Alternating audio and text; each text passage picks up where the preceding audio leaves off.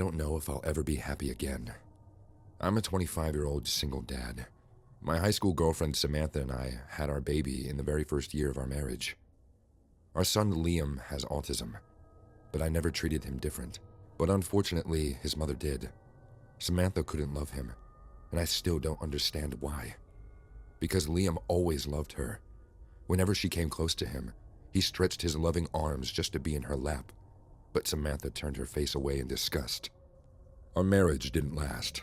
After a certain point, she wanted nothing to do with our son or me. She left me for some rich guy, but I was happy and proud to be Liam's father. He's a bundle of joy, and he means the world to me.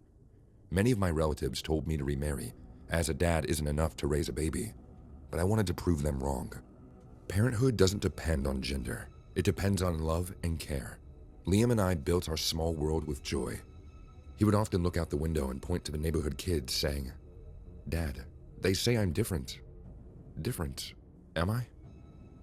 He repeated words due to his autism, but I always made him feel strong. I said, "Yes, they are right. You are different.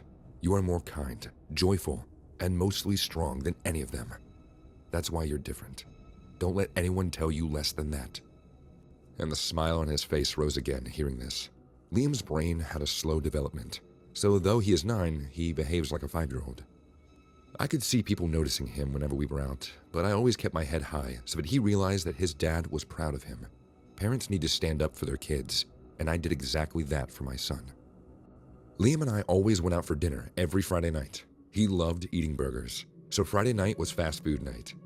Similarly, one Friday night, I drove him to the mall. After playing in the gaming section for almost 2 hours, we got hungry and decided to have some dinner. Liam wanted to have a burger, so I took him to Wendy's, 20 minutes from the mall right beside the highway. The restaurant was not as crowded as I expected. Liam and I sat down at a corner table. I took a quick look at the menu and then walked to the counter to place our order. A young Wendy's employee was standing behind the counter. He gave me a courteous smile and said, "Welcome to Wendy's. May I take your order, sir?" "Yeah, we'll have 2 grilled chicken cheeseburgers, 1 medium fry, and 2 Sprites." "Okay, please have a seat and I'll bring your order to you." "Thank you." After paying, I returned to my seat and noticed Liam staring at the exit with a smiling face. Generally, he smiles at every passerby, so I thought he must have seen someone outside. However, I didn't see anyone outside. I talked to him about how much fun we had when Liam looked over my shoulder, ignoring me. The shop bell rang and I heard footsteps behind us. Turning around, I saw a woman in her late 40s entering the restaurant. Everything would have been entirely normal if she didn't dress like the red-headed girl in the Wendy's logo. She wore 2 ponytails and had excessive makeup to look like a kid, which backfired. Instead of looking innocent, she looked creepy. Her eyes were light green, making it even more bizarre when she smiled at us. "The Wendy's girl. Look, Dad, Wendy's girl." "Yeah, she looks somewhat close to that." "She's real. Real she is. Right?" I got weird vibes from this woman the moment she entered this place. The guy behind the counter also seemed uncomfortable having this out-of-place customer. The 2 to 3 people eating there started to whisper among themselves about her unusual appearance. Needless to say, none of them were used to seeing what they were seeing. Meanwhile, the food came, and Liam's attention shifted from her. I also concentrated on my food. I just wanted to finish early so we could go home. Why are you laughing, Liam? The spoon on her nose. Her nose looks funny. I looked at the woman, and she was doing some kiddish stunt to make my son laugh sitting at the corner table. She stuck a plastic spoon on her nose and made funny faces, which looked quite disturbing. But she wasn't doing anything wrong, so I couldn't confront her about her behavior at the moment. We were almost done eating when the woman walked up to our table. "What's your name? Is it Mr. Smiley Face?" "Liam. I'm Liam." The woman completely ignored me and started to talk to my son like I wasn't even there. "Do you like my hairstyle, Liam?" "You're funny." "Funny. So, where do you live?" "Excuse me, do you mind?" "Liam, where do you live?" I was stunned by her audacity. Even as I asked her to back off, she wasn't budging. The woman raised her dirt-filled, bony fingers and went to caress Liam's cheek. I slapped her hand and said, "Whoa, back off from my son." "You're a rude father. I was just trying to play with him." "Well, just leave us alone, or I'll have to take some serious steps." "Is there a problem here, sir?" The Wendy's employee came too, and I told him how weird this woman was. The employee apologized on her behalf. He told the woman to either sit and eat quietly or leave the restaurant at once. Hearing this, the woman's eyes widened in fury, and she said to the employee in her shrill voice, "What? You can't throw me out of here. I'm the Wendy's girl. Can't you recognize me?" "Ma'am, please go take your seat. You're making everyone uncomfortable here." "Shut up, you peasant.